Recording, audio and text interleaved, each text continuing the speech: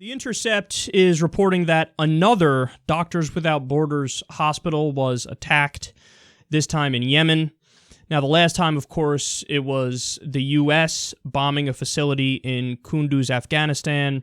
Over 20 civilians were killed, including many doctors who work there. A horrific story. We've detailed that before. You can check out all the previous segments we've done on that. The details are really gruesome, and they paint a very negative picture of what we did there.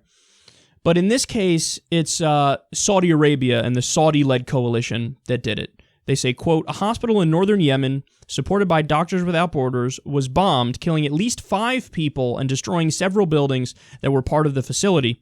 10 people were injured in the attack, including 3 of the group's staff.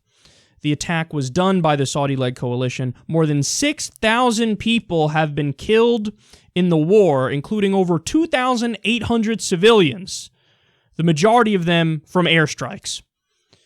So, this is, I think, a conservative estimate. 6,000 people dead, 2,800 civilians, that's what we admit, that's what we know.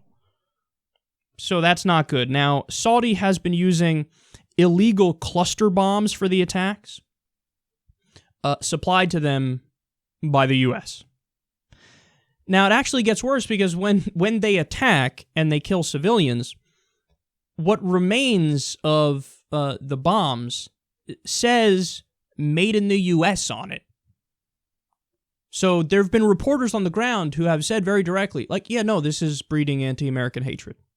Like, before, they could have been neutral or they'd not care, but now they're like, oh, yeah, fuck the Saudis and fuck the Americans, because they see that we're the ones who are supplying them with the weaponry. And then also, they've attacked hundreds of schools, weddings. There was a recent story about them attacking a wedding, taking a page out of our book when we think, oh my God, it's a Taliban group that are in procession, and they attack anyway. We know we've attacked funerals where we know we're going to kill civilians, but you should have had a better dad. If your dad was in the Taliban and you're just a kid, well, who cares? Blow up the wife, blow up the kid. We don't care. So they attacked weddings and also a school for the blind recently. Come on. So my very simple, straightforward point here to wrap this up is there's a very easy way to stop this, or at least to throw a wrench in the proceedings. Stop selling Saudi weapons. That's it. Like, oftentimes we have conversations and we go into detail about how can we stop terror, but usually when we talk about that kind of terror, it's the terror of somebody else, the other, and what policy moves can we make to try to prevent this or stop this or that. Those are all legitimate conversations.